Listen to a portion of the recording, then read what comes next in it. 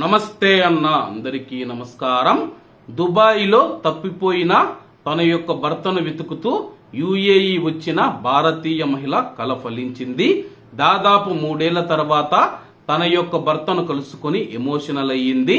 భారతీయ మహిళా కథనాలు వైరల్ కావడంతో సెప్టెంబర్ 19న అబుదాబికి చెందిన పాకిస్తాన్ టెక్నీషియన్ అయిన అలీ గారు వాటిని చూశాడు.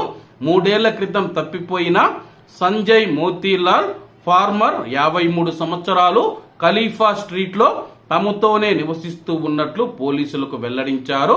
సమాచారం అందుకున్న అతని యొక్క కొడుకు ఆయుష్ మరియు భార్య కోమల్ గారు భావోద్వేగానికి గురయ్యారు. దుబాయ్ నుంచి అబుదాబికి చేరుకున్న వారు సంజయ్ గారిని చూసి ఎమోషనల్ అయ్యారు. ఆర్థిక ఇబ్బందులు, విపరీతమైన అపరాధ భావన కారణంగా తన యొక్క కుటుంబంతో సంబంధాలు తెగిపోయాయని చెప్పి సంజయ్ గారు వెల్లడించారు. నేను భారతీయ రిక్రూట్మెంట్ ఏజెంట్తే మోసపోయాను.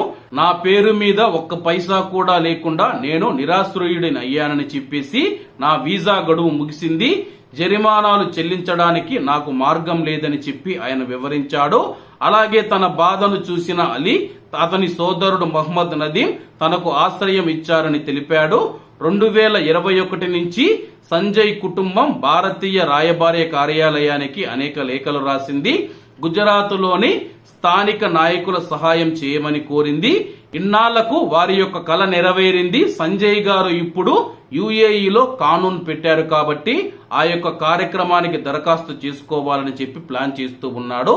ఏది ఏమైనా సరే తమ యొక్క భర్త, తన యొక్క తండ్రి బతికి ఉన్నాడా లేదా అని చెప్పేసి 2021 సంవత్సరం నుంచి ఎటువంటి ఫోన్లు చేయకుండా ఉండడంతో అయితే తల్లి కొడుకు ఇద్దరు వాళ్ళైతే దుబాయ్కి రావడం జరిగింది. దుబాయ్కి వచ్చిన తర్వాత వాళ్ళైతే వార్తల్లో కానీ అలాగే వాళ్ళు చేసిన కొన్ని వీడియోలు అయితే సోషల్ మీడియాలో వైరల్ కావడంతో సంజయ్ గారు పలానా చోట ఉన్నట్లయితే వాళ్ళకు సమాచారం అందింది.